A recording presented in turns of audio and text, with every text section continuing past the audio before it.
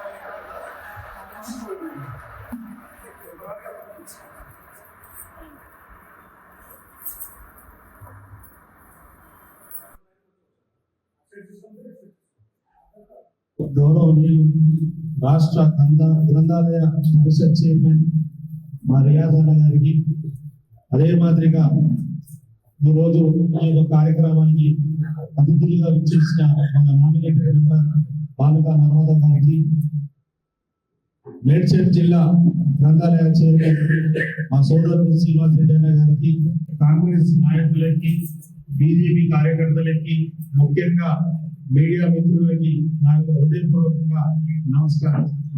ఇంతవరకు కంటోన్మెంట్ చరిత్రలో ఏనాడు జరగని గ్రంథాలయం మీద ఫస్ట్ టైం 150 లక్షల రూపాయలు ఖర్చు పెట్టి ఈ గ్రంథాలయం చాలా చాలా యూస్ఫుల్ గా ఉంటుంది. ఎందుకంటే ఎవరెవరికి చదువు మీద ఇంట్రెస్ట్ ఉంది, ఎవరెవరు కాంపిటేటివ్ ఎగ్జామ్స్ కి పాల్గొనాలనుకుంటున్నారు, ఐఏఎస్ కావచ్చు, ఐపీఎస్ కావచ్చు, డిఫెన్స్ కావచ్చు, బ్యాంకులలో కావచ్చు, రైల్వేలో కావచ్చు, అదే మాదిరిగా రాష్ట్రానికి సంబంధించిన 150 లక్షల రూపాయలతోటి ఈ యొక్క భవనం పూర్తయిందంటే దానికి ఫస్ట్ హృదయపూర్వకంగా కంటోన్మెంట్ ప్రజల తరఫు నుంచి మరియు ధన్యవాదాలు. ఇది డిఫెన్స్ అధీనంలో ఉండడం, కంటోన్మెంట్ బోర్డు ఉండడం, రాష్ట్రం కేంద్రం కోఆర్డినేషన్, మళ్ళీ మా మేడం గారు చెప్పినట్టు ఇక్కడ నిధులు వచ్చి ఇక్కడికి ఖర్చు పెట్టాలంటే డబ్బులు సరిపోవడం తప్పు మాట. అందు గురించి నేను కంటోన్మెంట్ బోర్డుని కూడా స్టేట్ లో కార్పొరేషన్ లో మెర్జ్ చేయాలని కూడా 8 చేయడం కూడా